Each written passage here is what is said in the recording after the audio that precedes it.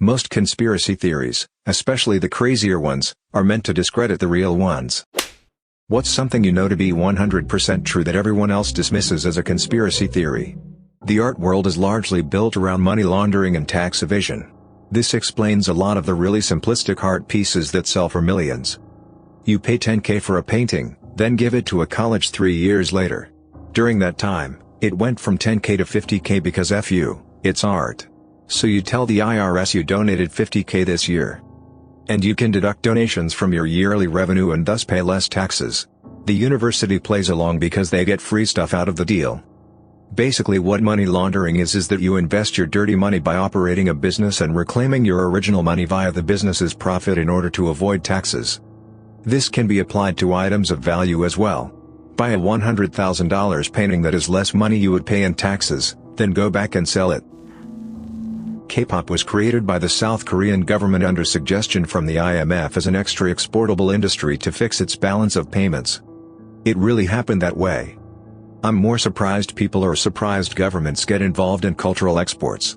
Japan had some 5-year cool Japan thing going on. Thailand sending chefs to America to popularize Thai food.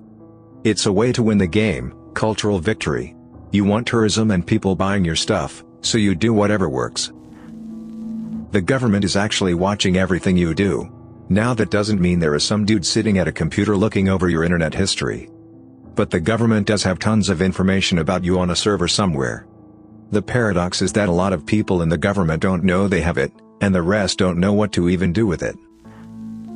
Not everyone dismisses it, but the US government is still experimenting on its own citizens without their actual consent, but their implied consent. Fun fact: they legally can do this to anybody in the military, and did so to a group of Marines testing gas masks against mustard gas or some other chemical weapon under the guise of preparing for Iraqi chemical weapons. Now on the surface this doesn't seem so bad, it makes sense. However, the guys suffered varying degrees of damage, and the doctors who treated them were, according to a few whistleblowers, ordered to remain silent, mostly due to the fact the doctors noticed that the injuries were not those of mustard gas, but a different chemical weapon. This happened in 2002 or 2003 I think, and a handful of the men died, with many more passing away a year or two later. I wish I currently had the source I got this from, but it's long since disappeared. Michael Jordan's first retirement was an unofficial suspension for betting on basketball. Not to forget the other part of the theory, that James Jordan was murdered due to his son's gambling debts. Not saying I necessarily believe it, but there's that part as well. Some agencies can turn on the microphone and relay the audio of most phones, even when you turn them off. Assuming you cannot remove the battery. This is why the president's phone as well as some other secure devices are supposed to have the microphones removed, and then have one plugged in when it's going to be in use. Previous presidents have begrudgingly accepted this practice. When retail employees go check in the back, they're actually just checking their social media for 5 minutes. If I tell you that we are out but you insist that I go check, I'll take a glance around and then stand around for a while, because hey, I know we're out. If I were to say that we're probably out, and offer to go look for you, then I'll definitely move boxes and check, and you'll maybe get lucky. Comes down to when we get shipments, how often something's requested, and how friendly you are about it. Flood insurance rates are a cycle to churn properties for big banks. We're in the very beginning of the bank accumulating property phase now. It goes like this. Flood insurance is cheap. Waterfront, flood zone, property values go up. Current stage of the cycle, flood insurance rates start to creep up. They're currently going up 25% a year until they reach their true rate. Meaning, they'll keep getting risen until the banks get what they want. Starting to see this. People sell their flood zone properties because they become unaffordable. I.e. you have a rental property that's clearing $250 per month, then your flood insurance goes up $100 per month, and it's going up next year, and the year after that. People will start selling. This hurts property values. This is where the banks clean up. Property prices drop so low that people can't afford to sell, so they have to short sell or sell for a loss. If they can sell at all, otherwise the bank forecloses. The bottom falls out of the market and prices plummet because insurance rates are too high. The banks accumulate thousands and thousands of these undervalued properties. Now, the banks have to sell these things. If only there was a way to sell these properties.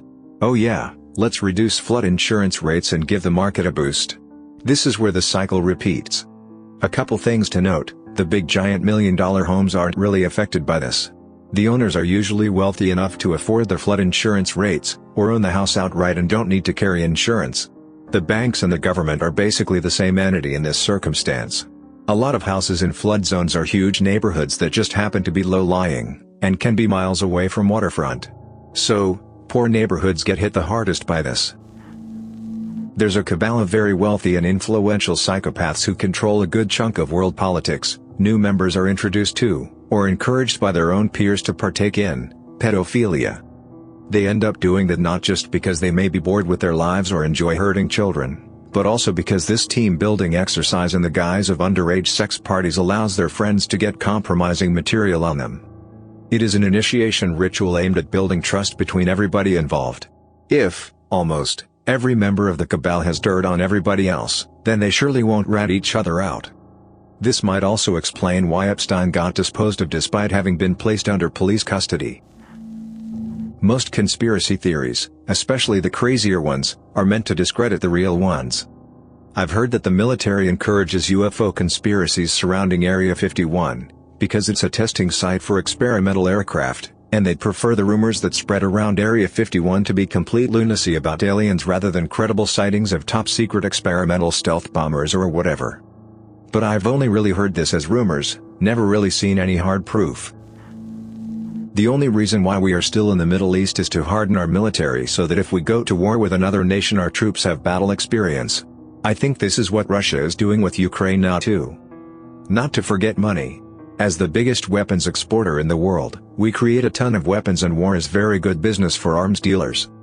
Luckily for them, they sell to our military and have a lot of control over our government. Also, having a military presence in a place with lots of oil means you can try to stabilize prices and create stronger relationships with the people who control the oil. The longer we're in war, especially ones with no end in sight and not many soldier casualties, a handful of people make a lot more money. Back in 2012 I flew back to the US via LaGuardia. As we started our descent, my husband, then my boyfriend, told me to look out the window. Loud as all hell, all I could say was holly hell. There's a drone next to us. Woman in front of us whipped her head to the side and gasped in horror. As soon as she saw it, it went sideways and flew under and away. She got all in a panic and asked a flight attendant who assured us that we probably mistook something else for a drone. This thing was huge. 10 to 15 feet long? I've never seen one before and didn't know they were that big. Guys, the lady kept pestering the flight's attendant who had to then come back after speaking to pilot to refute what we saw. She kept saying that the military does not fly their drones this close to commercial flights. No one believed us. I'm from the good old USSR, so I just got mad paranoid and kept my mouth shut. My husband would tell this story often. Friends sent articles confirming the pilot's take on things. And then around the reality wintertime whistleblower releases, 2018, I ran across an article where the DoD admitted to have been doing this for ages while denying it to the public. At one point I felt like I imagined the whole thing. I mean, it was so surreal to see this drone feet away from our plane. It really shook me when it happened. I had nightmares for a while. That Disney owns an adult film industry, they just don't affiliate their names with it. I've told this to many people and look at me in horror like I just killed their child. I don't have a sinus source on this. This came up in a finance class years ago, and looking at it from a business perspective is not something to be amazed of. We're running out of antibiotics. Bacteria are developing resistances faster than we can produce new ones. At the current rate, we'll run out within the next 50 years. We've already exhausted the first ones we developed, like early types of penicillin. It's not all bad, though. If we rotate what we have, and invest in developing more, we can prolong the deadline indefinitely. Regardless, when your doctor tells you to take your antibiotics for the full prescribed duration, and to dispose of them safely at a pharmacy, you should listen. Source: Biologist. The bachelor course on pathogenic bacteria covered this. Social media, especially Snapchat and Instagram, exist in part to make us more comfortable with events in our lives being publicly known, which in turn makes us okay with losing privacy from government surveillance. I'm not saying that was the original intent of those apps. I'm saying that in their current form they tacitly encourage people to be comfortable with being watched.